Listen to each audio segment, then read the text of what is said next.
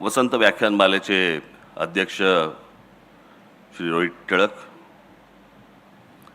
आणि आज इथे सर्व जमलेल्या माझ्या मराठी बांधवांनो, भगिनींनो आणि मातांनो, आलेल्या सर्व माझ्या पक्षातलेही अनेक जण इथे आलेले आहेत. माझी सर्वांना विनंती आहे, हाशा टाळ्या वगैरे या सगळ्या गोष्टी असतात. फक्त माझं भाषण चालू असताना, माझं बोलणं चालू असताना कृपया कोणी घोषणा देऊ नयेत. धन्यवाद.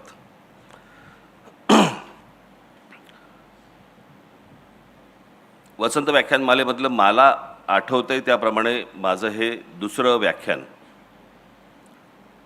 मला का व्याख्यानाला बोलवतात मला आजपर्यंत कळलेलं नाही आहे. मी भाषण करणारा माणूस आहे. व्याख्यान देणं हे विचारवंतांचं काम असतं आणि ती माणसं येऊन देत असतात. हां, जरा कमी झालं तरच बरं होईल. हां हां, पण जरा कमी करा. हां, छान. मागे जेव्हा माझं व्याख्यान झालं होतं तेव्हा मला असं वाटतं मागच्या बाहेर एक पटांगण आहे, बरोबर ना? त्या पटांगणामध्ये माझं व्याख्यान झालं होतं. त्याला बरीच वर्ष झाली आता, म्हणजे साधारणपणे त्याला 25-30 वर्ष झाली असतील. आणि त्याच्यानंतर माझं आज इथे व्याख्यान होतं आहे. तुमचा विश्वास बसणार नाही याची मला पूर्ण खात्री आहे. परंतु काही अशी महत्त्वाची मोजकी काही भाषणं असतात माझी. शिवतीर्थावरचं असेल किंवा पुण्यातलं फर्ग्युसन कॉलेजवरचं, आपलं तुमच्या आईकडचं कुठचं कॉलेज ते हां SP कॉलेजवरचं असेल, किंवा अशी महत्त्वाची जी काही प्रमुख अशी काही माझी भाषणं असतात, हे तुम्ही माझ्या घरच्यांना, माझी इथे मुलगी इथे आलेली आहे, माझा मुलगा इथेच कुठेतरी असेल, उर्वशी आली आहे, आम्ही कुठेतरी असेल, घरी माझ्या पत्नीलाही विचारू शकता. तुमचा विश्वास बसणार नाही, पण माझ्या हातापायाला घाम फुटलेला असतो. माझे हातपाय थंड पडलेले असतात सकाळपासून. अनेक जण म्हणतात की नाही काहीतरी काय बोलतायत. मी खरंच सांगतोय, ज्या दिवशी माझं भाषण असतं असं काही महत्त्वाचं, त्यावेळेला अनेकदा मी सकाळपासून ते भाषण होईपर्यंत कोणाशी बोलत पण नाही. कैद्यांना ताटं येतात ना, तसंच एखादं ताट येतं खाली दुपारचं. इतकं नका पकडू, पण तशाच प्रकारचं येतं.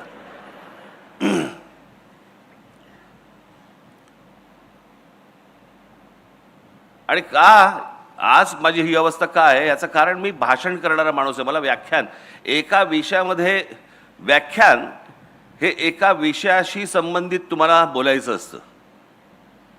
म्हणजे साधारणपणे त्याचं जर समजा, ते मी मगाशी म्हटलं कोणाला तरी, म्हटलं ते व्याख्यान ही गोष्ट समजा तुम्ही लिहिलीत तर त्याला निबंध म्हणता येईल. आणि म्हणून त्या एका विषयाशी संबंधित असं हे आज व्याख्यान आहे. अर्थात आजचा जो विषय मला जो दिलेला आहे तो माझ्या अत्यंत जिव्हाळ्याचा विषय आहे आणि म्हणून मी तो तुमच्याशी बोलणार आहे. मी एकदा बाबासाहेब पुरंदरेंना असंच एकदा मी भेटून बोलत असताना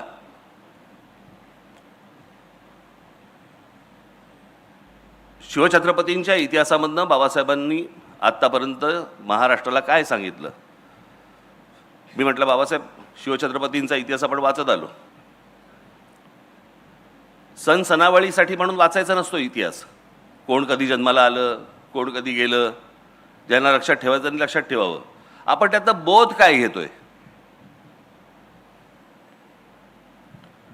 आणि एक अप्रतिम मला त्यांनी गोष्ट सांगितली बाबासाहेबांनी, आणि मला त्यांनी सांगितलं की शिवचरित्र वाचताना किंवा ऐकताना त्यातनं बोध काय घ्यायचा, तर शिवछत्रपती आजच्या काळात तुम्ही कसं जगावं हे त्या काळात सांगत होते.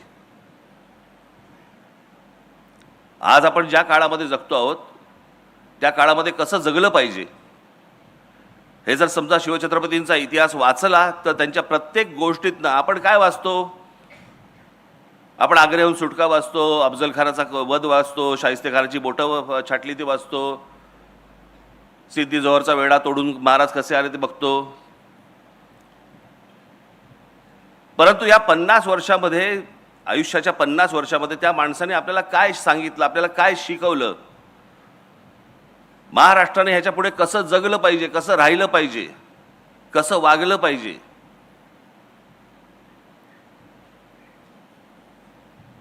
आणि तीच अनेक असंख्य गोष्टींची परंपरा आज ही फक्त महाराष्ट्राला लाभलेली आहे. मी त्या दिवशीचं माझं एक गुढीपाडव्याच्या सभेमधलं माझं भाषण होतं, त्याच्यामध्ये मी झरझर झरझर झरझर झरझर काही लोकांची नावं घेतली. सगळ्यांबद्दलच काही मला बोलता नाही आलं. परंतु तुम्ही महाराष्ट्र हा हे एकमेव राज्य आहे ज्याला आता म्हणजे 47 साली ज्यावेळेला स्वातंत्र्य मिळालं आपल्याला, ती स्वातंत्र्य मिळाल्यानंतर त्या सगळ्या प्रदेशांची राज्य झाली. म्हणून आता त्याला राज्य म्हणावं लागतंय. पण ते एकमेव राज्य असं आहे महाराष्ट्र की ज्याच्यातलं तुम्ही कोणतेही क्षेत्र काढा, त्या क्षेत्रामध्ये तुम्हाला माणसं मिळतील आणि अद्भुत पराक्रम गाजवलेली माणसं मिळतील. हे तुम्हाला भारताच्या देशाच्या कुठच्याही राज्यामध्ये अशी तुम्हाला माणसं सापडणार नाहीत.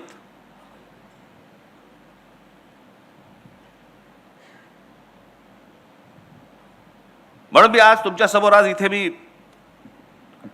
तो जो मी आलेख दाखवला होता, जे काही लोकांसमोर तुम्ही सगळ्यांसमोर जे दाखवलं होतं, फक्त झरझर झरझर झरझर तुमच्या समोर फक्त मांडणार आहे की महाराष्ट्राचं कर्तृत्व काय, महाराष्ट्राची ओळख काय. म्हणजे मी तुम्हाला आत्ता एक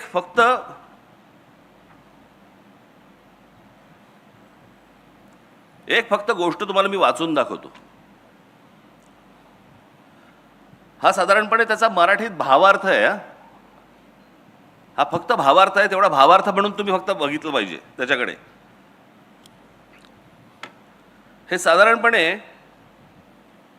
1904 साली रवींद्रनाथ टागोरांनी लिहिलेली शिवाजी महाराजांवरची कविता आहे. कुठे? बंगाल. शिवछत्रपतींचा आदर्श किंवा शिवछत्रपतींबद्दलचा प्रेम, हेवा हा कुठपर्यंत कानाकोपऱ्यापर्यंत पसरला होता. म्हणजे त्याचा अगदी सगळ्यात महत्त्वाचं उदाहरण म्हणून सांगायचं झालं तर शिवछत्रपतींच्या वेळेला एक व्यक्ती तशी ही पूर्वेच्या बाजूला पण होती, आसाममध्ये. त्या व्यक्तीचा आदर्श हे आमचे शिवछत्रपती होते. त्या व्यक्तीचं नाव होतं लच्छितबड फुकंद. हा तिकडचा मोठा एक सेनापती होता आसाममधला.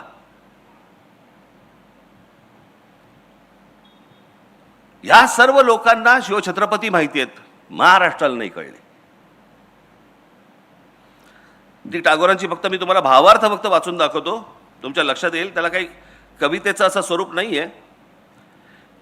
हे शिवाजी महाराज, आज आम्ही तुम्हाला केवळ इतिहासातील राजा म्हणून आठवत नाही, तर एका जागृत शक्तीप्रमाणे पुन्हा आमंत्रित करतो. तुम्ही तलवारीने जिंकलेली भूमी नाही, तर आत्मसन्मान जागवलेल्या जनसमुदाय हीच तुमची खरी परंपरा. तरी तुम्ही लोकांना फक्त राज्य दिलं नाही, तर स्वराज्य म्हणजे काय हे शिकवलं. भीतीच्या सावलीतून बाहेर पडून स्वतःच्या अस्तित्वासाठी उभं राहणं हे काय असतं हे शिकवलं. आजही आम्ही तसंच गुलाम आहोत, भीतीचे, आळशीपणाचे आणि परावलंबित्वाचे. तुम्ही शत्रूंशी लढतात, आम्हाला स्वतःशी लढायला शिकायचं आहे. हे शिवाजी, तुमचा उत्सव फक्त ढोल ताशांमध्ये नको, तो आपल्या विचारात, कृतीत, स्वभावात दिसायला हवा. तुमचं नाव घेणं सोपं आहे, पण तुमच्यासारखं जगणं कठीण आहे. तुम्ही साधेपणात महानता दाखवलीत, धर्मात सहिष्णुता आणि सत्तेत संयम. आज आम्ही सत्तेला स्वार्थ समजतो आणि धर्माला भेदभाव आणि राष्ट्राला केवळ घोषणा. शिवाजी महाराज, तुमचा खरा उत्सव तेव्हाच होईल जेव्हा प्रत्येक माणूस स्वतःच्या मनातलं राज्य जिंकेल. उठा, जागे व्हा. तुमची तलवार आता लोखंडाची नाही, तर विचारांची असावी. तुमचा किल्ला आता डोंगरावर नाही तर लोकांच्या विश्वासात असावा. हे शिवाजी आम्हाला पुन्हा शिकवा. स्वराज्य म्हणजे केवळ सत्ता नाही तर जबाबदारी आहे.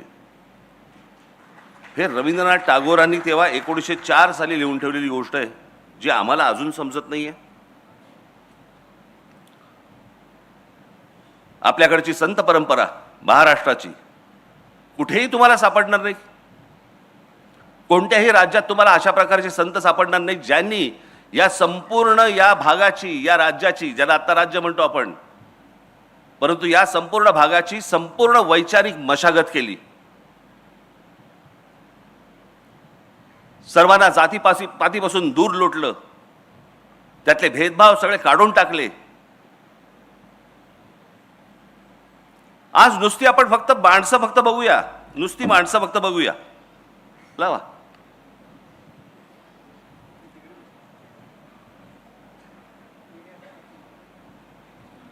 संत ज्ञानेश्वर, संत तुकाराम, संत रामदास, संत जनाबाई, संत नामदेव, संत एकनाथ, संत नामदेव. आज जर समजा तुम्ही पंजाबमध्ये गेलात तर पंजाबमध्ये देखील त्यांचा प्रचंड मोठे आज त्यांचे भक्त तुम्हाला पंजाबमध्ये मिळतील. या लोकांनी हे संपूर्ण संत गाडगे बाबा, आज खरं तर सरकारची जी काय तो आहे ना, काय स्वच्छ भारत योजना, आज स्वच्छ भारत योजनेचा खरा सिंबल हा आमचे गाडगे बाबा पाहिजे होते.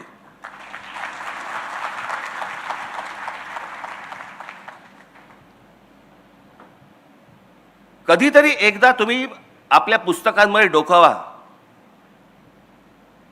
आणि महाराष्ट्राची नुसती फक्त परंपरा जरी नुसती बघत आलात, यांनी आम्हाला काय शिकवले. आज जे तुम्ही जगताय ना, आज ज्या वातावरणामध्ये, मी अनेकदा म्हणतो ना, हे बाहेरचे राज्यांमधले जे लोंढे येतात, बाहेरच्या राज्यांमधले लोक महाराष्ट्रामध्ये येतात. काय येतात? कारण जे महाराष्ट्रामध्ये वातावरण आहे ते भारताच्या कुठच्याही राज्यांमध्ये नाही आहे.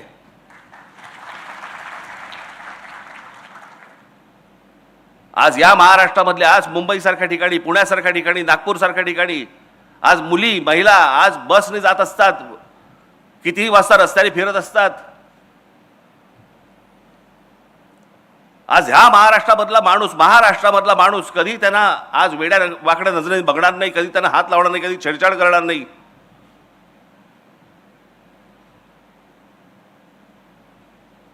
हे अनेक महिला, अनेक मुली, अनेक मुलं हे त्यांचा प्रदेश सोडून महाराष्ट्रामध्ये येतात. अनेक मुली स्वतः येऊन सांगतात की आम्ही दिल्लीसारख्या ठिकाणी, दिल्लीच्या बसमध्ये, त्यांच्या परिवहन बस जी काय सेवा आहे त्या बसमध्ये आम्ही बसू शकत नाही, आम्हाला भीती वाटते.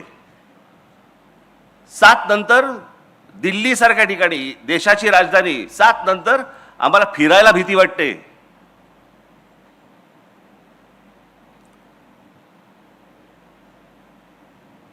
देशाच्या राजधानीमध्ये जर समजा महिला असुरक्षित असतील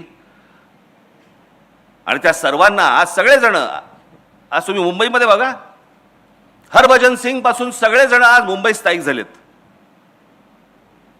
कोणाकोणाची घरं नाहीत म्हणून सांगा, सगळेजण आपापल्या प्रदेशामधनं आले आणि इथे मुंबईमध्ये, पुण्यामध्ये स्थायिक झाले. का झाले? कारण असं वातावरणच मिळत नाही. हे वातावरण कशामुळे निर्माण झालं? ही वैचारिक बैठक महाराष्ट्राची कशातनं निर्माण झाली? यांच्यामुळे.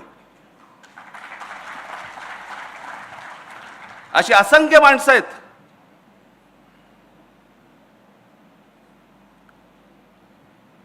म्हणजे आज पुण्यामध्ये, मला अजूनही आठवते लहान असताना मी जेव्हा पुण्यामध्ये येत असे, आजही आहे, काय आज वेगळं नाही आहे, परंतु आज अनेक, त्यावेळेला पण देखील अनेक महिला, अनेक मुली आज सायकल चालवायच्या, स्कूटर चालवायच्या. हे वातावरण कुठे नव्हतं हो.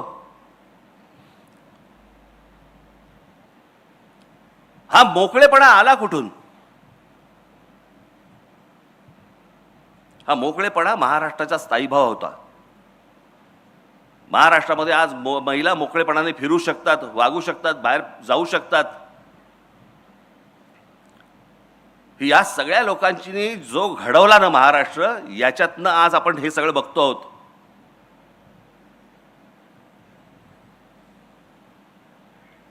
आपण दरवेळेला म्हणतो की मोगलांनी आक्रमण केलं, ह्यांनी आक्रमण केलं, त्यांनी आक्रमण केलं, पण ह्या सगळ्या आक्रमणामध्ये बंडखोरीचा विचार हा पहिला जर कोणाच्या मनात आला असेल तर तो एका स्त्रीच्या मनात आला की ह्यांच्या विरुद्ध बंड झालं पाहिजे,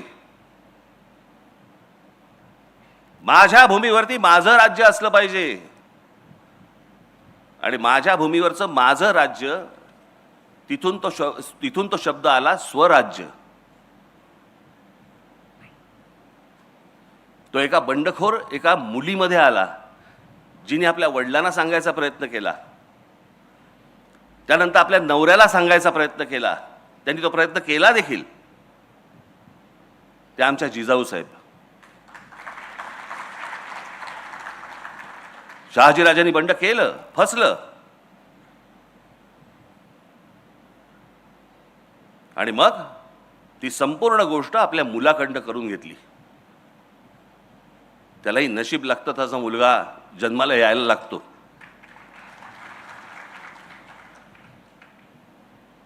पण विचार करा, आपण शिवछत्रपती शिवछत्रपती या सगळ्या गोष्टी बोलतो, परंतु त्यावेळेला संपूर्ण जो काही पगडा होता, जो मोघली पगडा होता, भाषेवरचा फारसी पगडा होता,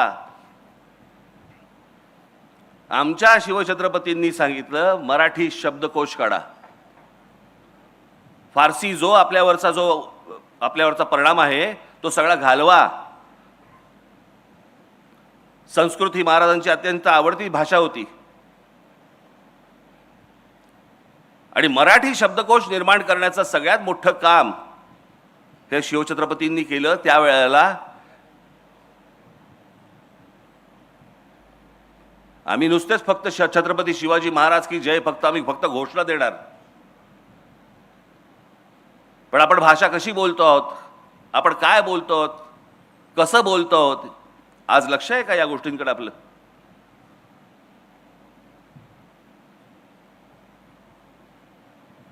नुसती या महापुरुषांचे त्यांचे फक्त जयंती आणि पुण्यतिथ्यांना फक्त आपली आठवण येणार, त्यांची पुतळ्यांना हार घालून आम्ही मोकळे होणार.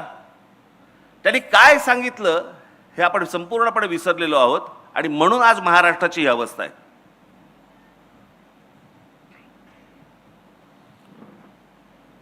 तुम्ही कोणतंही क्षेत्र काढा, कोणतंही क्षेत्र काढा,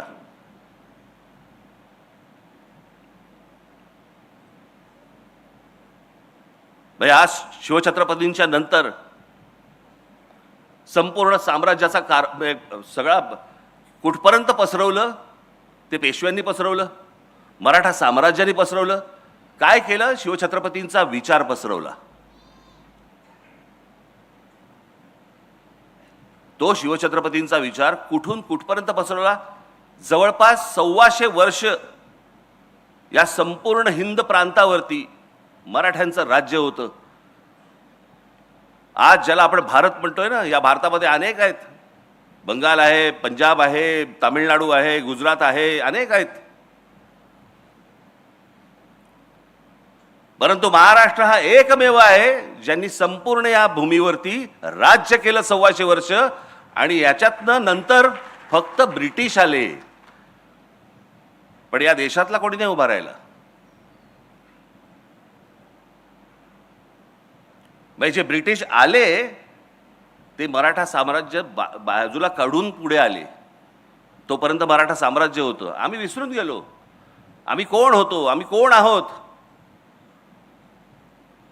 आमची ताकद काय होती, आम्हाला लोक कसे विचारायचे, आम्ही सगळं विसरून गेलेलो आहोत. मी कालच म्हटलं ना, हे रोजचे हे कोणी IPL मध्ये गुंतलेलं आहे, कोणी 2020 मध्ये गेलेलं आहे, अजून कोणीतरी दुसऱ्या कुठच्याही कॉन्सर्टमध्ये आहे, कोणीतरी OTT वरती पिक्चर बघतोय, कोणीतरी ते इंस्टाग्रामवरती ढकलतोय.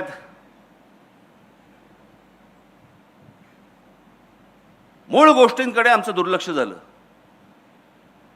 की कोण आहोत आम्ही, आम्हाला हे कोणी शिकवलं, आमची भाषा काय, आमची मराठी भाषा. साधी गोष्ट लक्षात घ्या हो, की आज अभिजात भाषेचा दर्जा मिळाला मराठी भाषेला का? कारण ती प्राचीन भाषा आहे म्हणून. आणि आमच्याकडे वाद कसले चालू आहेत महाराष्ट्रामध्ये? हिंदी लादण्याचे. हिंदी ही साधारणपणे आत्ता 150 वर्षापूर्वीची, फार फार तर 200 वर्षापूर्वीची भाषा आहे, 150-200 वर्षापूर्वीची.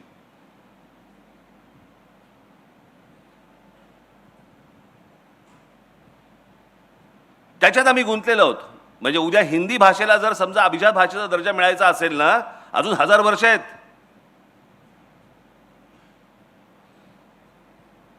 आम्ही गुंतलोय त्याच्यात. भाषेचा कडवटपणा काय असतो ना, आत्ताची एक फक्त तुम्हाला क्लिप दाखवतो. आत्ताची एक गोष्ट दाखवतो. बंगालमधली आहे. सामान्य सर्वसामान्य माणसं आहेत रस्त्यावरची, त्यांच्याशी एक माणूस बोलतोय. ते काय बोलतायत फक्त ऐका. मोठ्याने लाव रे जरा, आवाज नाही का? परत लाव, परत लावते. आवाज मोठा कर त्याचा. हिंदी हिंदी बांग्ला मुझे आता नहीं है, सीख रहा हूँ मैं धीरे धीरे. हिंदी तो थोड़ी थोड़ी हिंदी, मुझे भालो बाकी आती है और 2-4 चीजें आती है. आप लोग भी हिंदी नहीं ना हाँ? बांग्ला बांग्ला बांग्ला नहीं हिंदी बच्चे आती है हिंदी, लेकिन अभी हिंदी नहीं. हिंदी हिंदी बच्चे मेरे बुझे बच्चे भाषा है ना, जोड़ने के लिए एक दूसरे से, एक दूसरे को जोड़ने के लिए एक भाषा है. बांग्ला हिंदी अच्छा, बंगाल से ज्यादा बाहर रहिएगा लेकिन इससे अच्छे बात कीजिएगा. हिंदी बाहर हिंदी बोलेंगे ना ना बाहरी इंग्लिश बाहरी इंग्लिश. हिंदी का भाषा ना हिंदी भाषा आपने नहीं. আপনি যেমন বাংলা শিখছেন আমরা যেমন হিন্দি শিখছি. क्या नाम है आपका? আপনি पाहिले किती कडवट आहेत.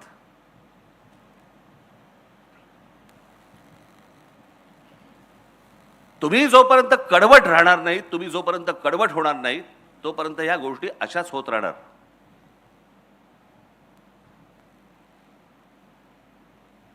या सगळ्या मंडळींनी येऊन जे तुम्हाला सांगितलं आजपर्यंत, जे आम्हाला शिकवलं, सांगितलं. वानखेडे स्टेडियमवरच्या भर मॅचमध्ये ज्या वेळेला आमचा सचिन तेंडुलकर येतो ना, त्यावेळेला पहिलं भाषण तो मराठीत करतो. मला अभिमान वाटतो त्याचा. होय, भारत रत्न आहे, पण आपली भाषा नाही विसरला, आपलं राज्य नाही विसरलं, आपली माणसं नाही विसरला, आपली जागा नाही विसरला.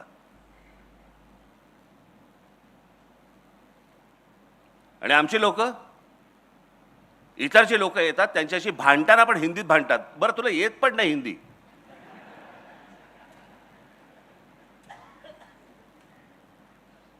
मग त्याशी कोणतरी असं बोलताना कायकू हा शब्द कुठून आला मला कळलं नाही. हा कुठच्याही भाषेत नाहीये शब्द. ऐसा कायकू करताय, कायकू कुठून आला हा शब्द? बरं बोल. माझा भाषा कुठचीच वाईट नसते.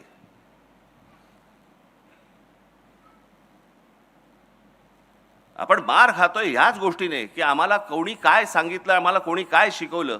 मी मगाशी म्हटलं ना की आपल्याला ह्या गोष्टींचा अभिमान पाहिजे. माझे एक मित्र आहेत, ते एकदा मध्यंतरी काहीतरी त्यांच्या ऑफिसचा सगळे स्टाफ होते, त्यांचे लोक होते, मला असं वाटतं टाइम्स ऑफ इंडियामधले होते. ही गोष्ट आता झाली त्याला 15-1 वर्ष झाली, 10-15 वर्ष झाली. त्यांना घेऊन ते कुठेतरी पिकनिकला म्हणून गेले. या कर्जत बिरजत या सगळ्या भागामध्ये कुठेतरी गेले. पावसाळ्याचे दिवस होते. त्यांनी मला सांगितलं, म्हणे मला जरा पोचायला उशीर झाला. मी बघितलं तर आमच्या म्हणे वर्तमानपत्रामध्ये काम करणारे एक 10-12 बंगाली लोक होते. मुलं मुली अशा सगळे बसले होते. आणि ती मुलं मुली रवींद्रनाथ टागोरांच्या कविता आणि गाणी म्हणत होते. त्याला रवींद्र संगीत म्हणतात. बंगाल सोडून महाराष्ट्रामध्ये आहेत, महाराष्ट्राच्या एका वर्तमानपत्रामध्ये काम करतायत आणि इथे आल्यावर देखील त्यांचं रवींद्र संगीत ते विसरलेलं नाहीत. आणि आमच्याकडे लेखक कोण आणि कवी कोण हा जातीतनं पाहिला जातो.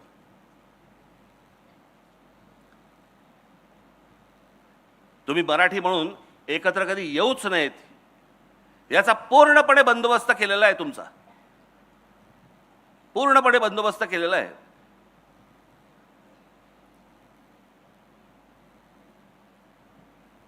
आत्ता काल परवाकडे कोणतरी ते कोणी साधू आहेत ना, संधी साधू, कोणालाही पेव फुटतं. त्याशी एका बाबाची एकाने मस्त उतरवली. मी कुठेतरी त्याची कोणाकडे तरी क्लिप पाहिली, ती फार फार सुंदर उतरवली त्याची. त्याने विचारलं काय बाबा, सीता स्वयंवर में रावण जी आए थे क्या? बरं, आता ह्यांना काही सगळंच माहिती असतं ना, वरती काही लावलं की सगळंच माहिती असतं. तर बोला हाँ आए थे. अच्छा, तो उनको न्योता देने कौन गया था? तो बोले नहीं, वो राम जी के कोई थे, उनके साथ वाले जो थे उनको न्योता देने गए थे. अच्छा, तो न्योता पहुंच गया वहां पे? तो बोले हाँ, इसीलिए तो आ गए. अच्छा, तो राम जी उसी रास्ते से क्यों नहीं गए? वो सेतु क्यों बांधा? बोलती बंद त्याची समोरच्याची. याचं कारण अभ्यास नाही, माहिती काहीच नाही, बस बसायचं. साधी भोळी माणसं तर आहेतच या देशात. ही सगळी माणसं इथे येणार आणि कसा वाद पेटवायचा फक्त बघा, वाद फक्त पेटवायची. काय, मी तुम्हाला एक गोष्ट तुम्हाला सांगतो की कोणतीही सद्य परिस्थिती ही तुम्हाला राजकारण सोडून बोलता येत नाही.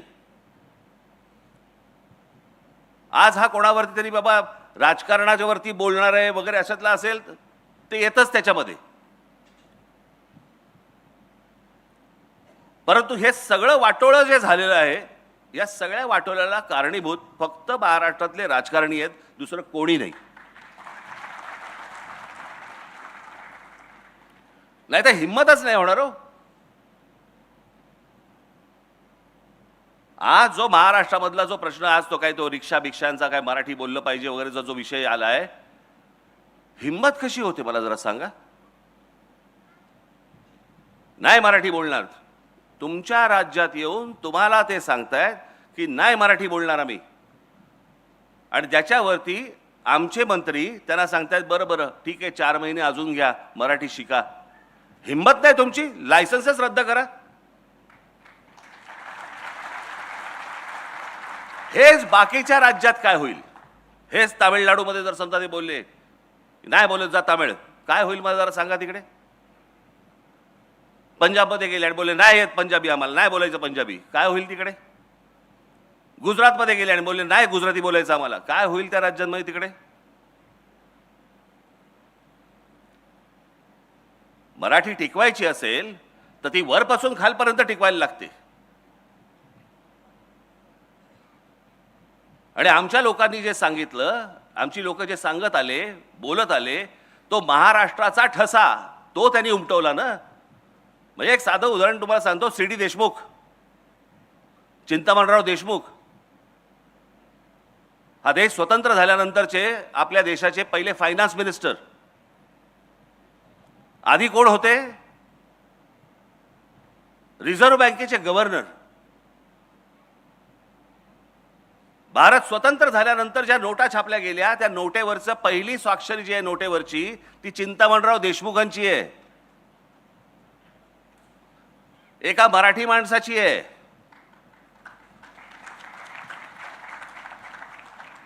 पण ज्या वेळेला संयुक्त महाराष्ट्राचा लढा पेटला आणि मुंबई महाराष्ट्रात राहणार का गुजरातमध्ये जाणार, हे ज्यावेळेला त्याचा लढा ज्यावेळेला सुरू झाला, संयुक्त महाराष्ट्र समितीचा लढा ज्यावेळेला सुरू झाला, त्यावेळेला लोकसभेमध्ये या चिंतामणराव देशमुखांनी पंडित जवाहरलाल नेहरूंना सांगितलं की तुमच्या मनामध्ये महाराष्ट्राबद्दल चांगला विचार नाहीये, मुंबई ही महाराष्ट्रामध्ये राहणार आणि हा माझा राजीनामा.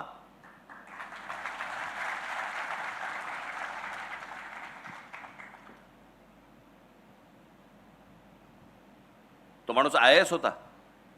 त्यांना जेवढे मार्क मिळाले तेवढे आजपर्यंत IASच्या परीक्षेमध्ये, स्पर्धा परीक्षेमध्ये आजपर्यंत एवढे मार्क कोणालाही मिळाले नव्हते. ते CD देशमुख. ते महाराष्ट्राच्या स्वाभिमानासाठी पंडित जवाहरलाल नेहरूंसमोर राजीनामा फेकतात.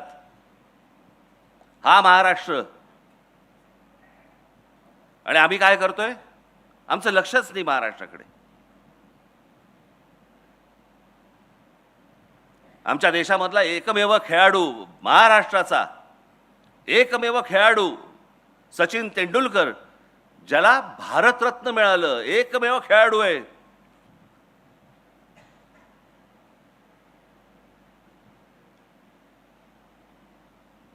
आम्हाला काय, मॅच बघतोय, आनंद घेतोय, बस झालं, संपला विषय. हे दुसऱ्या कोणत्याही राज्यामध्ये असतं ना, त्यांचं काय केलं असतं. थोडा लाईट लावा रे लोकांमध्ये. मला असं वाटतं मी एकटाच बोलतोय. लोकांमधले लाईट आहेत का? माझ्यावरचा नाही. हा बघ, हां, लोकांमध्ये आहेत की नाही लाईट? अरे तापायला लागलं रे माझ्या मागे. हां, आज मी जर चुकत नसीन तर आज दादासाहेब फाळकेंची जयंती. माहितीच नाही आम्हाला कोणाला. आज आम्ही OTT वरती बघतोय, चित्रपट बघतोय, आम्ही मजा घेतोय, चित्रपटांची मजा घेतोय. अरे पण ज्या भारतामध्ये पहिल्यांदा चित्रपट सृष्टी आणली, चित्रपट ज्या माणसाने पहिला बनवला, तो आमचा मराठी माणूस दादासाहेब फाळके. आम्हाला विसरच पडलेला आहे ह्या लोकांचा.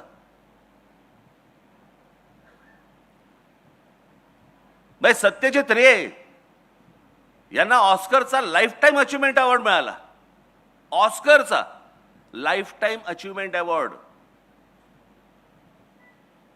हा सत्यजित रेंना मिळाला, पण आमच्या व्ही शांतारामांना नाही मिळाला, आमच्या दादासाहेब फाळकेंना नाही मिळाला, आमच्या बाबूराव पेंटरांना नाही मिळाला. आमची लॉबीच नाही.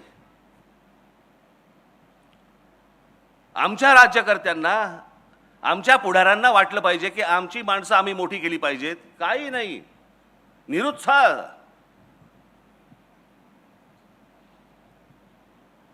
आमच्या लोकांना मोठं बोलण्यातच आम्हाला पाप वाटायला लागलं.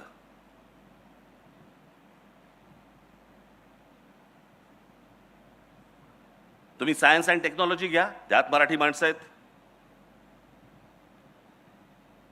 कुठे आहेत ती?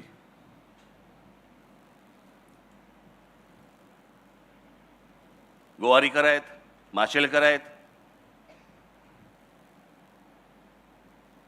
अनेक लोक आहेत. माशेलकर या माणसाने आज आम्हाला कळत नाही. आम्ही जातो खंडोबाला, जातो खंडोबाच्या इकडे जातो. आम्ही तुमचा काय त्याला काय हळद असते ना तिकडे, भंडारा. आम्ही उधळतो तिकडे भंडारा. भंडारा म्हणजे काय? हळदच ना. या हळदीवरती अमेरिकेने पेटंट सांगितलं होतं की हे नाही आमचं आहे म्हणून. अमेरिकेने जागतिक स्तरावरती आमचे माशेलकर भांडले आणि ते पेटंट भारताला मिळवून आणलं की हळद आमची आहे. आम्ही रोज सकाळी देवाला लावताना हळद लावतो, कुंकू लावतो, पण आमच्या त्या हळदीचं पेटंट हे ज्या माणसाने आणलं आमच्याकडे, आम्हाला माहित नाहीये. आम्हाला महत्वच नाही आमच्या माणसांचं. काही देणं घेणं नाहीये. मी त्या दिवशी सांगितलं ना तुम्हाला, महाराष्ट्रामधले संगीतकार, मराठी संगीतकार तर असंख्य होऊन गेले, पण देश पातळीवरचं, जागतिक पातळीवरचा लक्ष्मीकांत कुडाळकर, लक्ष्मीकांत प्यारलाल मधले लक्ष्मीकांत हे कुडाळकर होते. आमच्या कुडाळमधले आमचा मराठी माणूस होता. 6300 गाणी दिली आजपर्यंत. 6300 गाणी कशाला म्हणतात हो? काय आहे आमच्याकडे? लक्ष्मीकांत कुडाळकरांच्या नावाने आमच्याकडे काही आहे? छत्रपती शिवाजी महाराज ही महाराष्ट्राची ओळख. डॉक्टर बाबासाहेब आंबेडकर ही महाराष्ट्राची ओळख. ज्योतिराव फुले आमचे ही महाराष्ट्राची ओळख. हे मोठेच होते, ही मोठीच माणसं होती. लोकमान्य टिळक ही मोठीच माणसं होती. पण आज छत्रपती शिवाजी महाराजांच्या नावाने केवढ्या गोष्टी आहेत. पूल आहेत, पुतळे तर भरपूरच आहेत. बाबासाहेबांच्या नावाने किती आहेत, अनेक रस्ते आहेत, अनेक गोष्टी आहेत. ज्योतिरावांच्या नावाने किती आहेत, पुतळे आहेत, अनेक रस्ते आहेत, अनेक चौक आहेत. लोकमान्य टिळकांच्या नावाने किती आहेत, अनेक गोष्टी आहेत, रस्ते आहेत, चौक आहेत, स्मारक आहेत, पुतळे आहेत. इतर जी मोठी माणसं होऊन गेली महाराष्ट्रामध्ये त्यांच्या नावाने आपण कधी काय करणार आहोत. ही स्मारक, हे चौक, हे पुतळे, अहो जगाला ओरडून बोंबलून सांगितलं पाहिजे आमच्याकडे कोण जन्माला आले. आणि ते फक्त महाराष्ट्रामध्ये आले, इतर भारताच्या कुठच्याही प्रांतात नाही आले.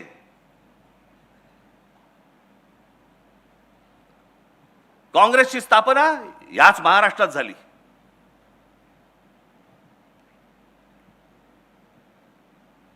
RSSचे सरसंघचालक झाले आजपर्यंत किती झाले, माझ्या ते 5 झाले ना, बरोबर ना, 5 का 6 झाले, 6 झाले. या 6 पैकी 4 मराठी माणसं आहेत.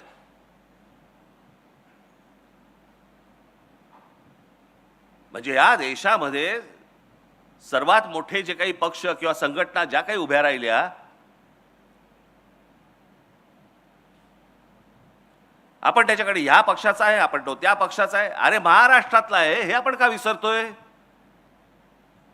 लता मंगेशकर एवढी मोठी मोठी गायिका, भारतरत्न लता मंगेशकरांच्या नावाने काय महाराष्ट्रामध्ये जरा सांगा मला. आत्ता आशाताई गेल्या, किशोरी आमोणकर, अहो भीमसेन अण्णा, भीमसेन जोशींच्या नावाने काय आपल्याकडे महाराष्ट्रामध्ये. हे जर दुसऱ्या राज्यामध्ये जन्माला आले असते ना, त्यांनी ओरडून ओरडून जगाला सांगितलं असतं रे आमच्याकडे कोण रत्न जन्माला आली. आम्ही पडलोय कशामध्ये, सापडलोय कशामध्ये, आम्ही जातीपातीत सापडलोय. लोकमान्य टिळक ना ब्राह्मण होते, जाऊन ते आपल्याला काय करायचंय. महात्मा ज्योतिराव फुले ना माळी होते, आपल्याला काय करायचंय. बाबासाहेब आंबेडकर ते दलित होते, त्यांना काय आपल्याला काय करायचंय. शिवाजी महाराज ते काय मराठ्यांचे राजे. हे आमच्याकडेच सगळं सुरू केलं, हे आम्हीच लोकांनी सुरू केलं. आम्हीच आमच्या महापुरुषांना जातीपातीमध्ये आम्ही विभागलं. आम्हीच आमच्या लेखकांना, कवींना, आम्ही सगळ्यांना आम्ही जातीमध्येच बघायला लागलो. पुस्तकाचं नाव नाही बघायचं, पुस्तकाचा लेखक बघायचा आणि त्याप्रमाणे पुस्तक विकत घ्यायचं की नाही घ्यायचं आम्ही ठरवायचं. कोण काय बोललंय याच्यावरती आम्हाला काही देणं घेणंच नाही रे. इतका विभागलेला, इतका बेसावध मराठी माणसापेक्षा दुसरा माणूस नाही भूतलावरती.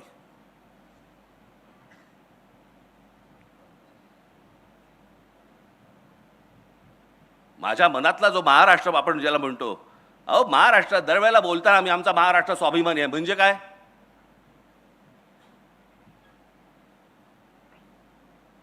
म्हणजे काय हे आम्हाला कळतच नाही. बरं अनेक सुशिक्षित लोक आहेत त्यांनाही समजत नाही. मी नेहमी सांगत असतो ना, माणूस सुशिक्षित असून उपयोगाचा नाहीये, तो माणूस सुज्ञ असावा लागतो.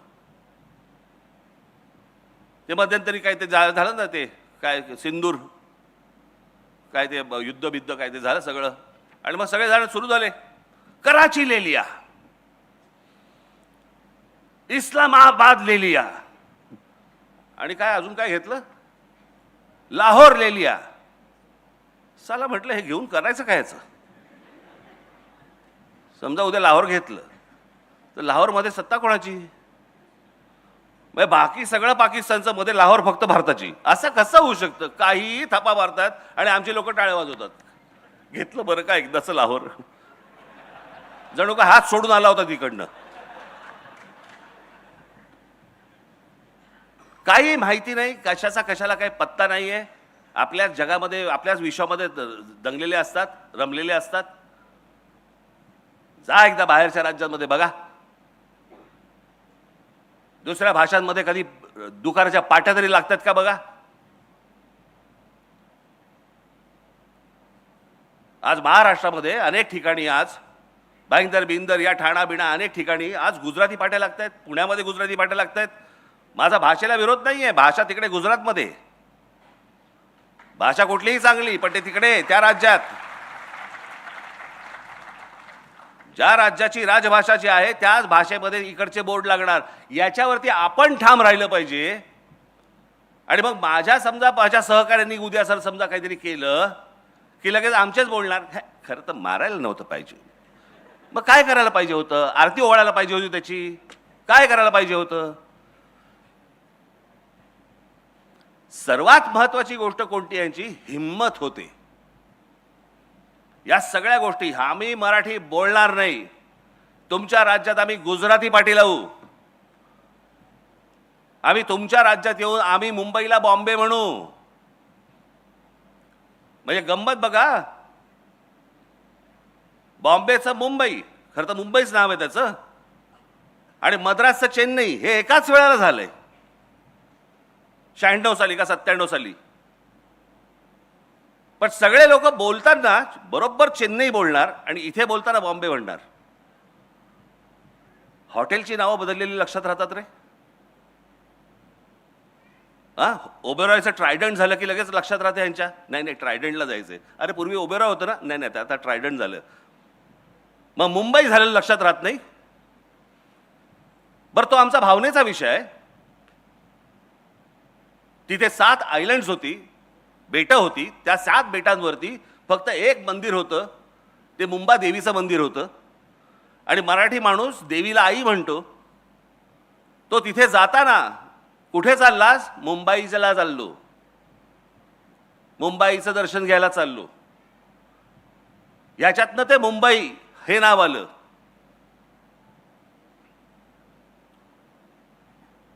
पण आम्हीच नाही, आम्हालाच काही वाटत नाही या गोष्टींचं. एखादा समोरचा काही बोलला की बाबा काय बॉम्बेला जाऊन आलो, आम्ही पण काही लक्ष देत नाही. मागे एका चित्रपटामध्ये केलं होतं त्यांनी.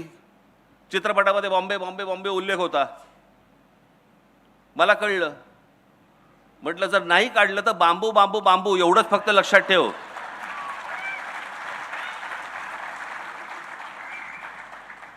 मग आले वटणीवरती. आम्हाला हे करायला का लागतंय? मी हे सतत जे बोलतोय, मी जे सतत तुम्हाला सांगतोय, हे का सांगतोय? हे सांगतोय एवढ्यासाठी सांगतोय बाबांनो, मी खरंच सांगतोय तुम्हाला, ही इतकी भीषण वेळ आहे आत्ताची. सगळ्या बाजूनी इमारती उभ्या राहत आहेत. तुम्हाला कंट्रोल, तुमच्या हातातच कंट्रोल नाहीये.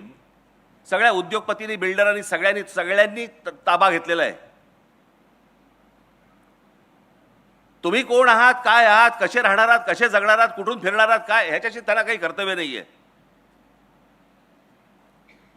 आणि आमच्याकडे राज्याच्या राज्य संपूर्ण सरेंडर झालेलं आहे. हे काय हेच राज्यकर्ते म्हणत नाही, ह्याच्या अगोदरची राज्यकर्ते सगळे बिल्डरांना आणि उद्योगपतींना सरेंडर होतात. आणि आज काय गोष्टी चालू आहेत हे तुमच्या डोळ्यात देखत घडतंय. तुमच्या डोळ्यात देखत सगळं बदलतंय. तुमच्या डोळ्यात देखत भाषा बदलतीये. तुमच्या डोळ्यात देखत, म्हणजे आज महाराष्ट्र राज्याचा एक मंत्री मंगल प्रभात लोढासारखा माणूस आज तुमच्या नाकावर टिचून सांगतो, ज्या वेळेला आता गॅस सिलेंडर मिळत नव्हते त्यावेळेला सांगतो, जैन लोकांसाठी म्हणून गॅस दिले जातील, गॅस पुरवठा केला जाईल, गॅस सिलेंडर दिले जातील जैन लोकांसाठी. महाराष्ट्र राज्याचा मंत्री जैन लोकांसाठी काम करणार.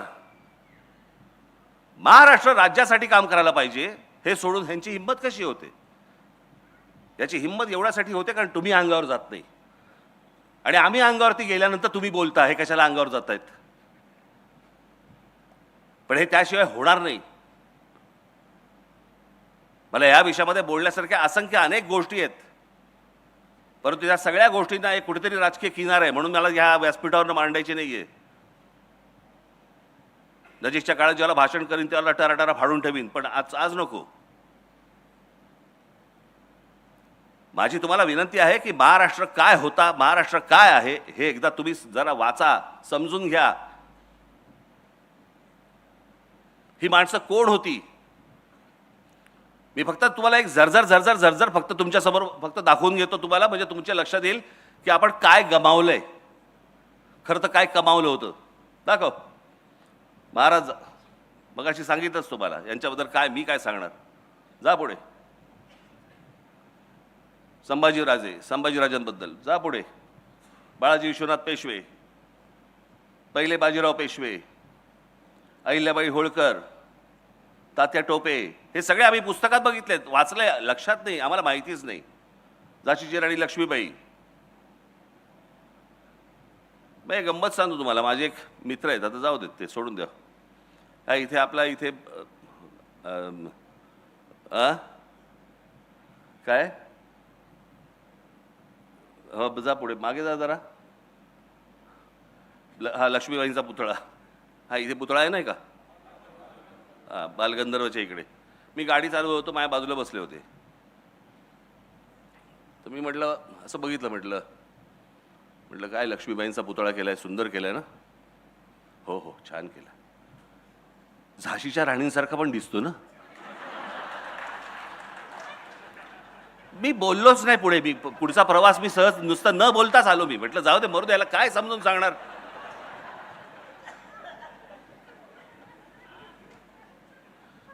हे आमचं ज्ञान चाकवा.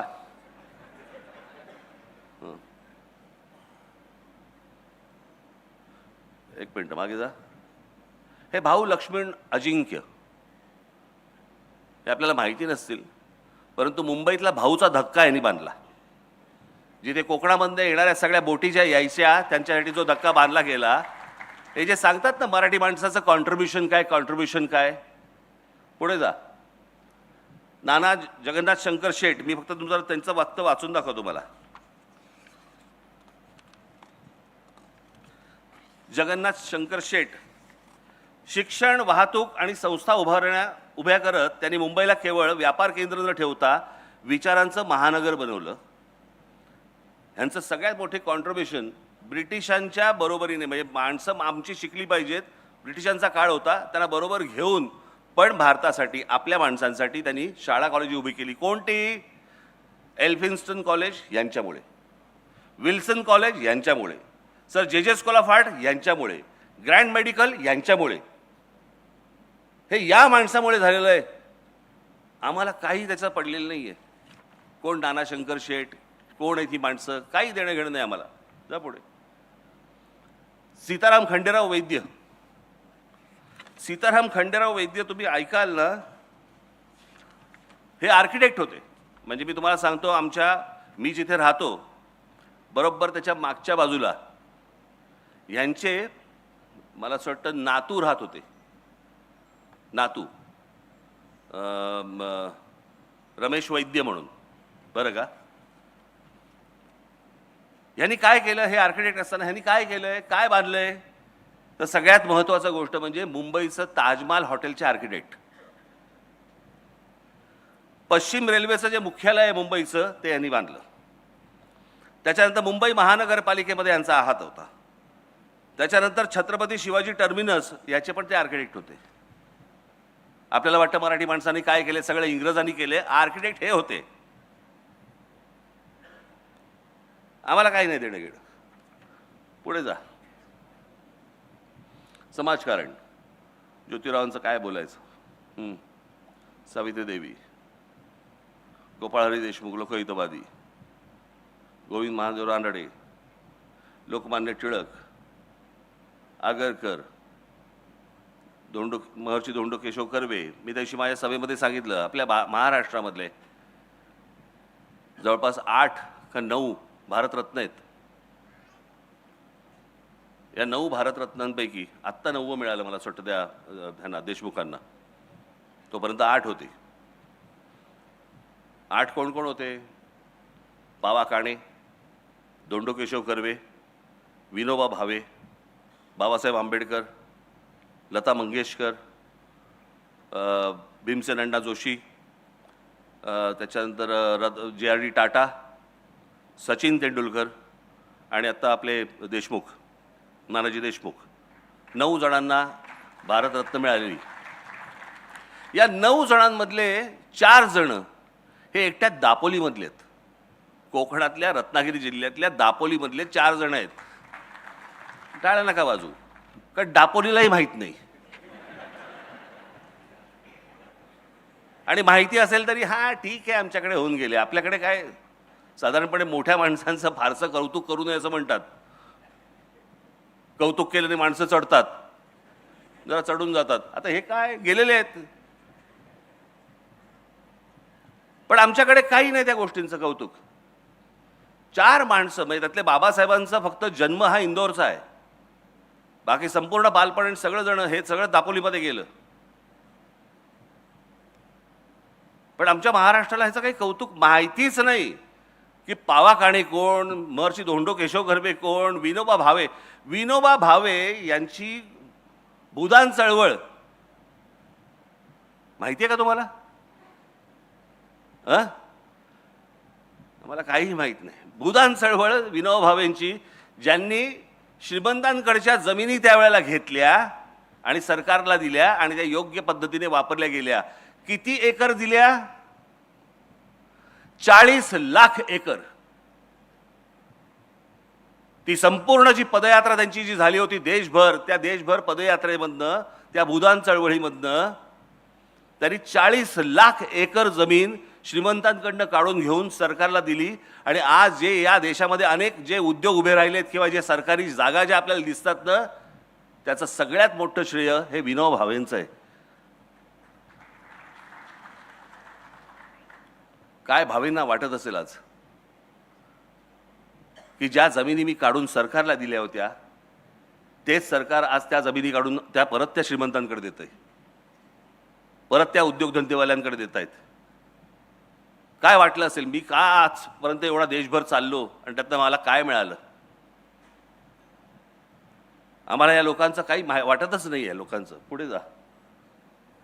पंडित रमाबाई, आनंदीबाई जोशी, त्या काळामध्ये विचार करायचा, परदेशामध्ये जायचं आणि डॉक्टर व्हायचं. विचार करून बघा त्या काळात, म्हणजे तो कोणता काळ होता? समुद्रावरनं गेल्यावर तुम्हाला हिंदू धर्मात तुम्ही राहणार नाही, तुम्हाला दुसऱ्या धर्मात जावं लागेल. काहीतरी आचाट विचाट काहीतरी कल्पना असायच्या त्यावेळेच्या. म्हणजे त्यावेळेला आमचे दादासाहेब फाळके देखील परदेशात गेलेच की, अनेक लोक गेले, गांधी गेले की. गांधींनी कुठचा धर्म बदलला? पण त्यावेळेला ते काहीतरी असायचं, विहिरीत पाव टाकला की धर्म बदलतो. कुठला पाव टाकला की? सध्या प्लेटमध्ये पडला पाव तरी धर्म नाही बदलत होता. पण प्रश्न असा आहे की त्या काळामध्ये अशा प्रकारची मानसिकता लोकांमध्ये असताना अमेरिकेसारख्या ठिकाणी जायचं, डॉक्टर व्हायचं आणि यायचं. पहिली स्त्री डॉक्टर होणारी या देशामधली, तेही महाराष्ट्रामधलं महिलांचं कर्तृत्व हे जितकं अफाट आहे तेवढं तुम्हाला कुठच्याही राज्यामध्ये मिळणार नाही. तुम्हाला कोणत्याच राज्यात मिळणार नाही. पुढे जा. गोपाळकृष्ण गोखले, गांधीजींचे गुरु, ज्यांनी सांगितलं, महात्मा गांधींना सांगितलं, पहिला देश फिर, देश बघ, देश समजला की काय करायचं हे आपोआप तुला समजेल. विठ्ठलरामजी शिंदे, शाहू महाराजांबद्दल काय सांगायचं? तुम्ही एकदा ह्यांच्याबद्दल वाचावं. मला मी तुम्हाला सांगतो ना, या एकेका माणसांवरती तुम्ही एक तास बोलू शकू आपण. एक तास. इतकी मोठी माणसं महाराष्ट्रात होऊन गेली. सावरकर, बाबासाहेब, प्रबोधनकार ठाकरे, भाऊराव पाटील, ताराबाई मोडक, विनोबा भावे सांगितलं मगाशी, नाना पाटील, क्रांतिसिंह नाना पाटील, चिंतामणरावांचं मगाशी सांगितलं तुम्हाला मी, पंजाबराव देशमुख,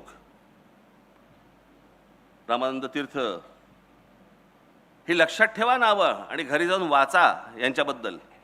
यशवंतराव चव्हाण प्रचंड मोठं योगदान. आज आपण कोयना बिना बघतोय, धरण बिरण. आज महाराष्ट्राची औद्योगिक प्रगती जी सुरुवातीच्या काळामध्ये जी घडत गेली, मोठा झाला महाराष्ट्र, याचं मोठं श्रेय हे यशवंतरावांना जातं. कधी गेलात कोयना धरणावरती गेलात? कधी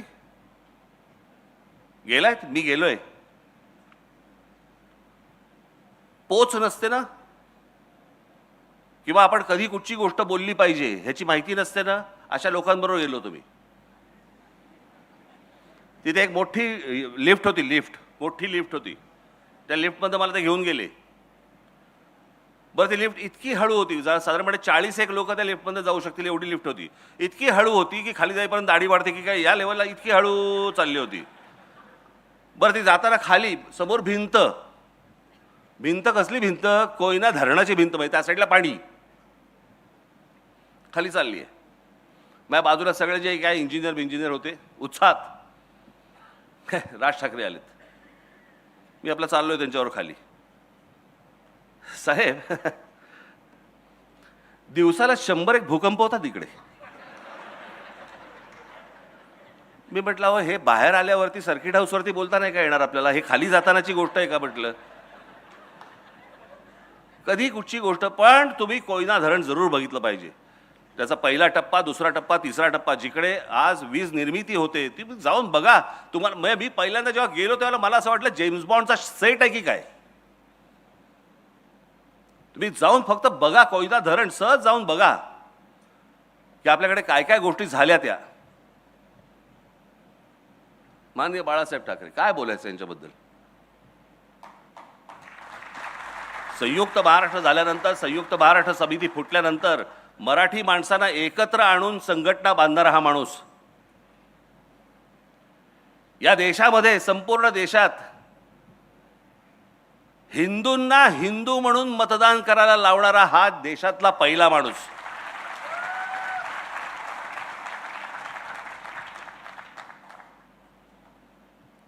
व्यंगचित्रकार म्हणून तर मोठे होतेच. विन्स्टन चर्चिल यांची कार्टूनची बायोग्राफी ही काढली गेली जागतिक लेवलवरती. ज्याच्यामध्ये बाळासाहेब आर के लक्ष्मण यांचे जे गुरु ज्याला म्हणतात ते ज्यांना गुरु मानलं ते सर डेव्हिड लो यांच्या व्यंगचित्रांपासून अनेक व्यंगचित्रकार त्यावेळेचे जगातले यांची व्यंगचित्र त्या पुस्तकामध्ये होती. त्या पुस्तकात भारतातर्फे फक्त माननीय बाळासाहेब ठाकरे यांची 3 व्यंगचित्र निवडली गेली त्या पुस्तकामध्ये. त्या पुस्तकामध्ये आर के लक्ष्मणांचं एकही व्यंगचित्र नाही आहे. अर्थात यांनी काय त्यांचं श्रेष्ठत्व कमी नाही होत, परंतु ते पुस्तक इतकं महत्त्वाचं आहे, इतकी मोठी माणसं सगळे आपल्याकडे होऊन गेली. बाळासाहेबांचं असाई शिंबून नावाचं एक जपानचं एक दैनिक होतं तिकडचं टाइम्स ऑफ इंडिया. त्या असाई शिंबूनमध्ये बाळासाहेबांची व्यंगचित्र छापून यायची. आम्हाला फक्त इथले बाळासाहेब माहिती आहेत, शिवसेना पक्षाचे प्रमुख म्हणून आम्हाला माहिती आहेत, पण बाळासाहेब ठाकरे कोण होते, काय होते, कुठपर्यंत गेले होते, कोणाकोणाला माहिती होते, काही आम्हाला कल्पना नाही त्या गोष्टींची. पुढे शरद पवार, वैचारिक मतभेद असतील, राजकीय मतभेद असतील, अनेक गोष्टी असतील, पण त्या माणसाचं महत्त्व, श्रेष्ठत्व तुम्ही नाकारून होणारच नाही. अनेक गोष्टींबद्दल माझे मतभेद आहेत, पण सगळ्यात मोठी जर समजा गोष्ट या माणसाची जर आपण पकडली तर या महाराष्ट्रामध्ये फलोत्पादनामधली सगळ्यात मोठी क्रांती ही या माणसामुळे झाली. आज आम्ही आता सहज बघतो, पूर्वी काय असायचं आमच्याकडे, कोणतरी मामा बिमा यायचा, प्लास्टिकच्या छोट्याच्या पिशवीमध्ये मोसंबी घेऊन यायचा, मग कळायचं कोणतरी आजारी आहे. आजारी असल्याचंच फळ असायचं ते एक, म्हणजे कोणी मोसंबी घेतली, कोणी आजारी आहे का घरी, असंच विचारायची वेळ होती कुठची फळं. परंतु रस्त्यावरती ज्या वेळेला तुम्हाला गाडीच्या बाजूनी स्ट्रॉबेरी दिसायला लागली, तुम्हाला या महाराष्ट्रामध्ये, देशामध्ये विविध प्रकारची फळं ही बाहेरच्या जगातनं येत होती आणि या जगातनं येऊन महाराष्ट्रामध्ये, या देशामध्ये बनत होती. ही सगळ्यात मोठी जी गोष्ट, ही सगळ्यात मोठी जी फलोत्पादनाची क्रांती ही झाली, ही या माणसामुळे. अनेक गोष्टी यांच्याबद्दल बोलता येतील, परंतु मला असं वाटतं की काही गोष्टी, ज्या गोष्टी आपल्याला पटत नाहीत त्या बाजूला ठेवाव्यात, पण माणसाचं मोठेपण यातनं कमी करू नये, कधीच कमी करू नये. आपल्याला एखादी गोष्ट आवडत नसेल, आपल्या घरात नाही का होतं, नवरा बायकोमध्ये भांडणं होतात, बायकोला नवऱ्यामधल्या काही गोष्टी आवडत नाहीत म्हणून काय रात्री फेकून देतात काय? नवऱ्याला बायकोमधल्या गोष्टी आवडत नाहीत, काही गोष्टी आवडत नाहीत, होतात. काही गोष्टी नाही आवडत, काही गोष्टी आवडतात. मला असं वाटतं तशी प्रत्येक व्यक्ती आपण बघितली पाहिजे, पण ती व्यक्ती जातीतून पाहता कामा नये, बिलकुल पाहता कामा नये. पुढे भांडारकर इन्स्टिट्यूटचे रामकृष्ण गोपाळ भांडारकर,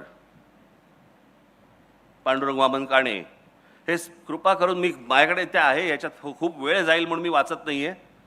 इरावती कर्वे, दुर्गाबाई भागवत, कमाल, समाजसेवक नवा विचार, बाबा आमटे, नानाजी देशमुख, विस पागे. आज आपण जी ह्याची योजना बघतो, रोजगार हमी योजना, म्हणजे रोजगार हमी योजना ही महाराष्ट्रामध्ये आणून देशभर पसरली गेली, कारण योजनाच महत्त्वाची होती.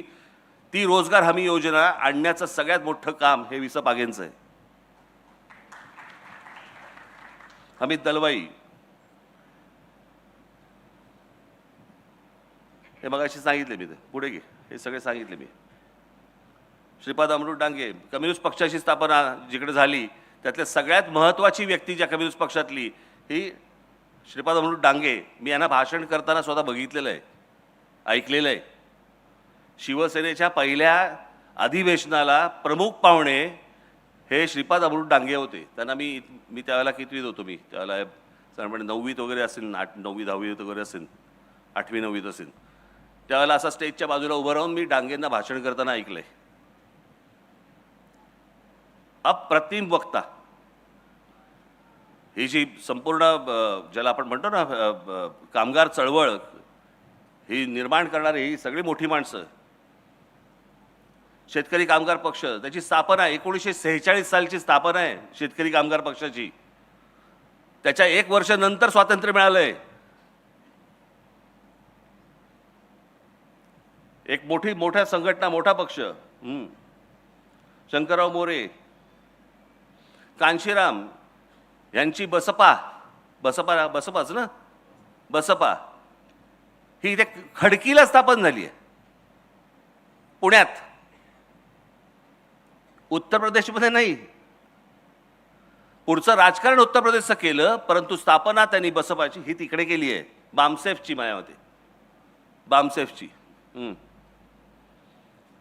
सहकार चळवळ, धनंजयराव गाडगीळ, विखे पाटील, हे सगळे सहकारातले. मला एक सांगावं कोणतं क्षेत्र उरतं.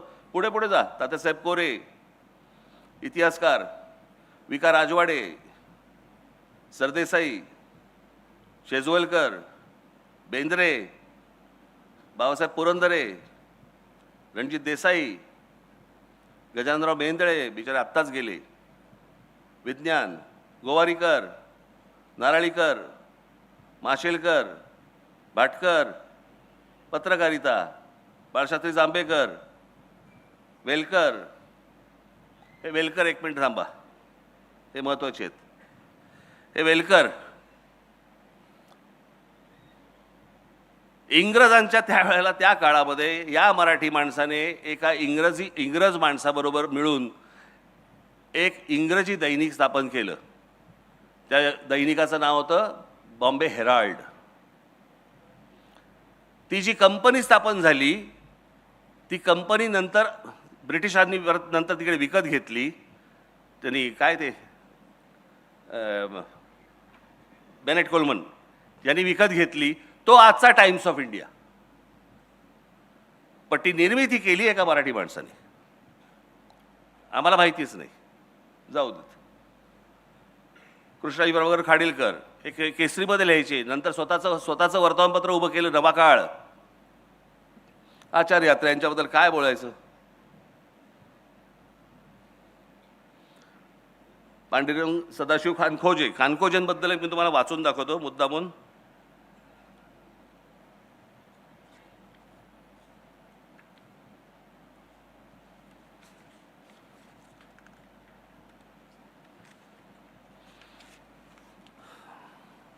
म्हणजे आपल्याला कळेल आपण कुठे पोहोचलोय ते. एक उत्तुंग कृषी शास्त्रज्ञ, मेक्सिकोमध्ये वनस्पती शास्त्राचे व पीक निर्मिती शास्त्राचे प्राध्यापक म्हणून काम केले. मेक्सिकन सरकारने खानखोजे यांना कृषी संचालक म्हणून नेमले आणि मेक्सिकोच्या हरित क्रांतीचे त्यांना जनक मानले जातात. आणि त्यांचा तिकडे मेक्सिकोमध्ये फोटो आहे. हे महाराष्ट्राचे आमचे, आम्हाला माहीत नाही. पुढे मी मुद्दाहून त्यांच्यासाठी लिहून आणलं. माधवराव गाडगीळ, माधवराव चितळे, पाण्यावरचं प्रचंड मोठं काम. चित्रपट दासाहेब फाळके आम्ही विसरलो. बाबूराव पेंटर आम्हाला माहीत नाहीत. व्ही शांताराम कोण होते माहीत नाही. मीनाक्षी शिरोडकर माहिती आहेत या कोण? माहिती आहे तुम्हाला कोण आहेत त्या? मीनाक्षी शिरोडकर.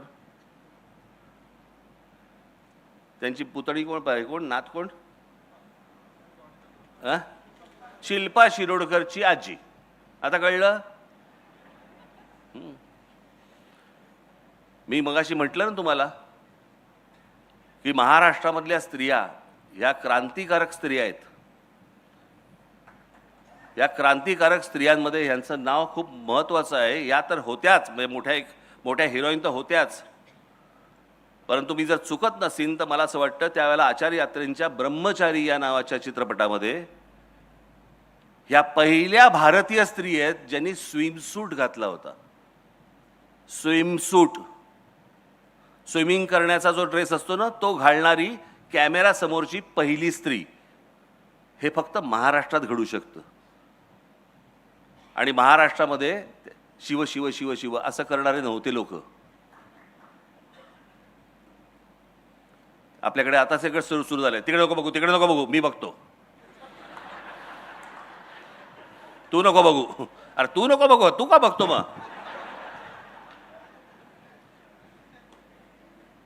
पुढे शोभना समर्थ. शोभना समर्थ ह्या तर हिरोईन होत्याच, पण यांची सगळ्यात मोठी देण मराठीमधली त्या म्हणजे त्यांच्या दोन्ही मुली, एक तनुजा आणि एक नूतन. या दोन मोठ्या हिरोईन ह्या त्यांच्या दोन्ही त्यांच्या मुली. पुढे जा. हे यांच्याबद्दल काय बोलावं? महाराष्ट्राचा सुपरस्टार.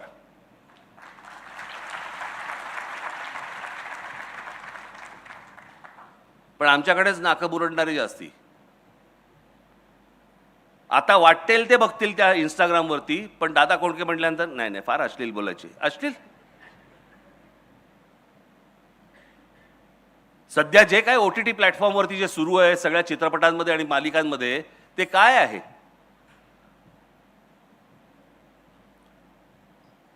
परंतु संपूर्ण हिंदी चित्रपट सृष्टीला देखील भुरळ घालणारा माणूस हा एकमेव माणूस होता.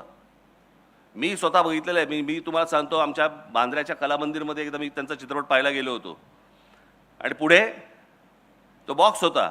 बॉक्समध्ये आम्ही 4 जण होतो. बॉक्स काहीतरी एक 20चा बॉक्स होता. आम्ही 4 जण होतो. पुढचे 16 जण हे सगळे गुजराती होते आणि करून हसत होते. दादा कोंडकेंच्या चित्रपटाला आले होते. त्यांना समजतंय, ते येत आहेत, ते पाहतायत. आमच्या लोकांचं त्यांना फार महत्त्व. आम्ही विसरून गेलो. पुढे दादा कोंडकेंच्या नावाने काय आहे महाराष्ट्रामध्ये? एक तरी वास्तू आहे, एक तरी रस्ता आहे, एक तरी चौक आहे. काही नाही आमच्याकडे. निळू भाऊंच्या नावाने काय आहे?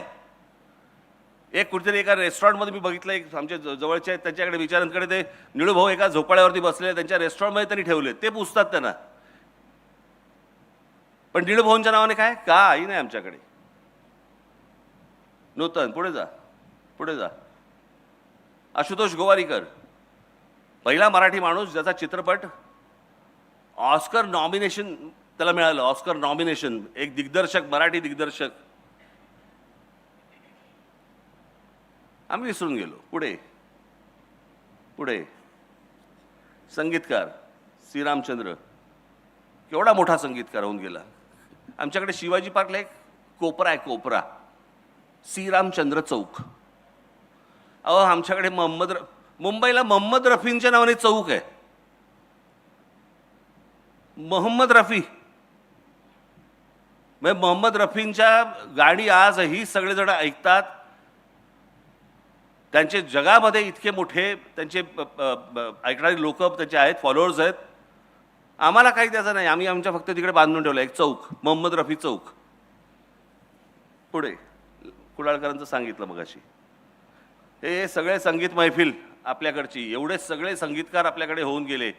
आज काय आमच्याकडे, आज काही नाही. एक आपले अजय अतुल आहेत, बाकीचे थोडे थोडे एखाद्या चित्रपटामध्ये वगैरे इकडे तिकडे येतात, पण ते जातात. हे म्हणजे सतत सातत्याने नवनवीन अख्खं म्हणजे तेवढा मैफिलच असायची हो वेगवेगळ्या गाण्यांची. म्हणजे जवळपास 60, 70, 80 हा सगळा सगळे 2 दशकं ह्यांची सगळी गाणी ऐकत आलो आपण पुढे. भीमसेन अण्णा काही आहे का आमच्याकडे, काही नाही. कुमार गंधर्व काही आहे का आमच्याकडे महाराष्ट्रामध्ये, ह्यांचं काही आहे का स्मृती, नाही, काही नाही. दीदींच्या नावाने काय आहे का, काही नाही. किशोरीताईंच्या नावाने काय आहे का, काही नाही. कोणाच्याच नावाने काही नाही हो. आशाताईंच्या नावाने काही नाही. जितेंद्र अभिषेकींच्या नावाने काही नाही. चित्रकार धुरंधर, पी ए धोंड, आचरेकर, सातवळेकर, एस एम पंडित, दीनानाथ दलाल, काही नाही. मी एकदा राष्ट्रपती भवनात गेलो होतो, मोठमोठी त्यांच्याकडे तिकडे पेंटिंग्स आहेत राष्ट्रपती भवनामध्ये, राष्ट्रपतींची काढलेली, जुन्या राष्ट्रपतींची. मी कलामांना भेटायला गेलो होतो, मी असं सहज पाहिली तिकडे, म्हटलं आता येताना बघू. मोठमोठी पेंटिंग्स आहेत ती. मी गेलो, कलामांना भेटलो, भेटून बाहेर आलो, म्हटलं आता शांतपणे बघू. एक एक पेंटिंग बघताना जेव्हा खाली बघायचो, त्यातली जवळपास 70% पेंटिंग्स ही आमच्या मराठी लोकांची होती, मराठी चित्रकारांची होती. आम्हाला काही नाही त्याचं. पुढे गायतोंडे यांचं पेंटिंग आत्ता गेलं 2-3 वर्षापूर्वी झालं असेल, 40 कोटी रुपयाला गेलं.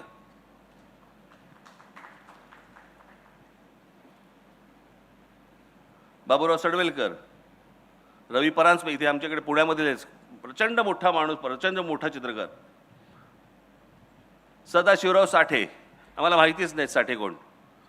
गेटवे ऑफ इंडियावरती अनेक पुतळे आहेत असे, पण गेटवे ऑफ इंडियावरती जो महाराजांचा जो पुतळा आहे, अश्वारूढ पुतळा, तो साठेंनी उभा केलाय. हे त्याचे शिल्पकार. पुढे जा. राम सुतार, आता गंमत सांगतो, राम सुतार प्रचंड मोठा शिल्पकार. किती मोठा? यांनी बनवलेल्या वल्लभभाई पटेलांच्या पुतळ्यावरती तो पुतळा चीनमध्ये गेला. चीनमध्ये तो प्रचंड मोठा पुतळा त्या पुतळ्यावरनं बनवला, आणि जो आता गुजरातमध्ये वल्लभभाई पटेलांचा पुतळा जो आहे ना, तो मूळ पुतळा राम सुतारांचा. आम्हाला माहित नाही. आम्ही जातोय तिकडे पुतळे बघतोय, वा वा छान, चला. उद्योग. शंतराव किर्लोस्कर, पुणा. गरवारे इथेच. दाजी काका गाडगीळ, चितळे. एस एच केळकर म्हणजे जगभरामधली अनेक जी परफ्युम्स येतात तुम्हाला आज आपण वापरतो, याचा जो अर्क जातो ना अनेक ठिकाणचा, तो एस एच केळकरांकडनं जातो. मोठमोठ्या परफ्युम्सचा, मोठमोठ्या ते काय ज्या असतात त्या सुगंधी गोष्टी. वजेपण बीजी शिर्के आमच्या इथलेच. हे सिपोरेक्स ज्या इमारती ज्या उभ्या राहत आहेत त्याच्या ज्या विटा आहेत सिपोरेक्सच्या, हे आमचे शिर्के. हे केशव पेंढारकर म्हणजे कोण आमचे? आम्ही तो फक्त आमचा रामदेव बाबा बघतो, अप्पर डिपर मारलेला.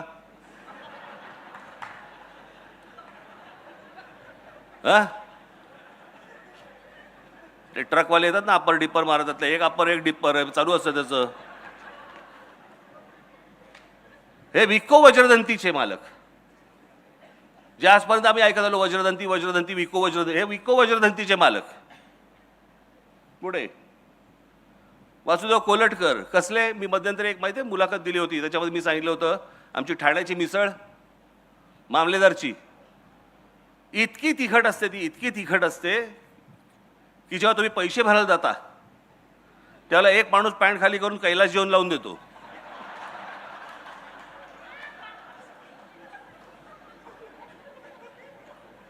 ते कैलास जेवण बनवणारे हे कोलटकर. पुढे जयंत साळगावकर, कॅलेंडर हे घराघरामध्ये वेगवेगळ्या भाषांमध्ये आणणं हे जयंतरावांनी केलं. केसरी पाटील, मराठी माणसाला जग दाखवलं. ही ती माणसं, केसरी टूर्स अँड ट्रॅव्हल्स, आणि हे राजा पाटील, राजा राणी ट्रॅव्हल्स, दोघे भाऊ, सख्खे भाऊ. सुभाष दांडेकर, आज पण पूर्वीपासून आजपर्यंत तुम्ही शाळेमधली मुलं कोणता कंपास बॉक्स वापरतात? कॅमलिनचा वापरतात. ते कॅमलिनचे जे मालक आहेत ते सुभाष दांडेकर. जे आजपर्यंत सगळे चित्रकार जे रंग वापरत आले ते कॅमलिनचे रंग वापरत आले. जे आजपर्यंत सगळ्यांचे ब्रश आणि पेन्सिल वापरत आले ते दांडेकर, हे सुभाष दांडेकर, हे कॅमलिनचे वापरत आले, हे आमचे सुभाष दांडेकर. आम्हाला नाही माहिती त्यांच्या नावाने काही आहे का महाराष्ट्रामध्ये? काही नाही. पुढे बाबा कल्याणी इथलेच राजीव सामंत यांनी वाईन व्यवसायामध्ये, वाईनच्या व्यवसायामध्ये इतकी मोठी भरारी केली जगामध्ये. यांची सुलाच ना, सुला वाईन्स. अनेक लोक आज वाईन क्षेत्रामध्ये, वाईनरीजमध्ये आहेत, अनेक जण आहेत, परंतु वाईन हे मोठं केलं सगळं प्रकरण हे राजीव सामंत यांनी. पुढे आनंद देशपांडे, विठ्ठल कामत, रवी पंडित, बराबर पुढे जा रे, विष्णुदास भावे, राम गणेश गडकरी, बालगंधर्व, केशवराव भोसले, वसंत कानेटकर, तेंडुलकर. तेंडुलकरांची एक गोष्ट तुम्हाला सांगतो, शेवट जाता आता फक्त एक तुम्हाला गोष्ट सांगतो, बाकी राहू देत सगळे. मला जावेद अख्तरांनी सांगितलेली गोष्ट सांगतो तुम्हाला. मला जावेद अख्तरांनी मला सांगितलं की म्हणे आम्ही उत्तर प्रदेशमधले, खरं तर मध्य प्रदेश, उत्तर प्रदेशची, म्हणजे आमच्याकडे आम्ही सगळेजण नाटक बिटक, आमच्याकडचं साहित्य, काव्य बिव्य, शेर, आम्ही सगळे त्याच्यामध्ये मशगूल. म्हणे काय आमच्याकडचं साहित्य आणि काय आमच्याकडच्या गोष्टी आणि काय ह्याच्यामध्येच आम्ही होतो. त्या तारुण्यामध्ये मी ते सगळं घेऊन की आम्ही कोण आहोत, आम्ही कोणतरी आहोत असं घेऊन म्हणे आम्ही महाराष्ट्रामध्ये आलो. महाराष्ट्रात आल्यानंतर काही दिवसांनी म्हणे माझ्या इथे ओळखी झाल्या, काही मित्र मला भेटले, काही त्यातले मित्र माझे मराठी होते म्हणे. आणि त्या मित्रांना मी भेटलो आणि भेटल्यावर त्यांनी मला सांगितलं चला एका नाटकाला घेऊन जातो तुला, मराठी नाटकाला. तुला कोणतं नाटक? ते म्हणे काय ते शांतता कोर्ट चालू आहे. आणि म्हणे मी ते बघायला गेलो. हे त्यांचं वाक्य सांगतो, मी ते नाटक पाहिलं आणि त्या क्षणाला मला असं वाटलं मी थोबाडीत मारून घ्यावी. की आम्ही ज्या भ्रमात होतो की आमच्याकडचं उत्तरेकडचं आमचं नाटक आणि काव्य आणि सगळ्या गोष्टी इतक्या प्रचंड ताकदीच्या आहेत, हे नाटक पाहिल्यावरती आमच्या लक्षात आलं की आम्ही कुठे आहोत आणि हे महाराष्ट्र कुठे आहे, मराठी लोक कुठे आहेत. हे बाहेरच्यांना जाणवतंय महाराष्ट्राचं महत्त्व, महाराष्ट्राला कधी जाणवणार आहे? तुम्हाला कधी कळणार आहे आपण कोण आहोत, आपल्याकडे काय आहे, आपल्याकडे काय ताकद, आपले पूर्वज काय बोलून गेले. हे आपले पूर्वजच. या लोकांनी इतक्या खस्ता खाल्ल्या, इतकी तपश्चर्या केली, इतक्या गोष्टी केल्यात या महाराष्ट्रासाठी, ज्याचं या महाराष्ट्राला शून्य कौतुक आहे. आणि आम्हाला काही त्याच्याशी देणं घेणं नाहीच. आम्ही सहज दुसऱ्याशी सहज हिंदीमध्ये बोलायला लागतो. माझं तुम्हाला फक्त सांगणं आहे आज, बाकी सगळं सोडून द्या. सगळ्या गोष्टी होत राहतील, आम्ही त्या सगळ्या गोष्टी करत राहू. महाराष्ट्रामधल्या मराठी माणसांनी फक्त मराठीमध्ये बोलावं, समोरचा हिंदीत बोलला तरी चालेल.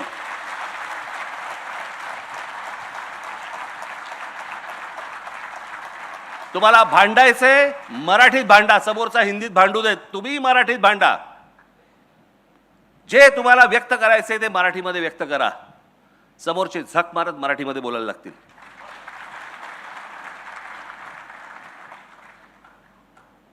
आज मला मराठी बोलणारा महाराष्ट्र हा माझ्या स्वप्नातला महाराष्ट्र आहे, हा माझ्या मनातला महाराष्ट्र आहे. एकदा तुम्ही भाषेवरती जर समजा टणक राहिलात आणि कडक राहिलात, बाकीच्या गोष्टी आपोआप घडतील. माझी तुम्हाला हात जोडून सगळ्यांना विनंती आहे, तुम्ही इथे जमलेल्या सर्वांना आणि इथे माझे प्रसार माध्यमाचे लोक जे आले असतील त्यांच्या मार्फत जे महाराष्ट्रामध्ये जे कोणी लोक बघत असतील, ऐकत असतील, त्या सर्वांना माझं सांगणं आहे, जिथे कुठे जाल, जिथे कुठे बोलाल, ज्यांच्याशी कोणाशी बोलाल, समोरचा मराठी असो अमराठी असो, कोणी म्हणजे कुणी असू देत मराठी, तुम्ही सगळेजण त्याच्याशी मराठीमध्ये बोलावं एवढी फक्त हात जोडून विनंती करतो. आज रोहितराव मला तुम्ही आज इथे बोलवलं, मला माहिती नाही मी किती वेळ बोललो, बोलण्याच्या ओघात जरा जास्ती बोललो असेल, परंतु समजून घ्या माझं म्हणणं काय आहे ते. आणि त्याप्रमाणे मला असं वाटतं याच्या पुढचा महाराष्ट्र आपण सगळेजण घडू ही एक इच्छा व्यक्त करतो आणि आपण सर्वांची मी रजा घेतो. धन्यवाद. जय हिंद, जय महाराष्ट्र.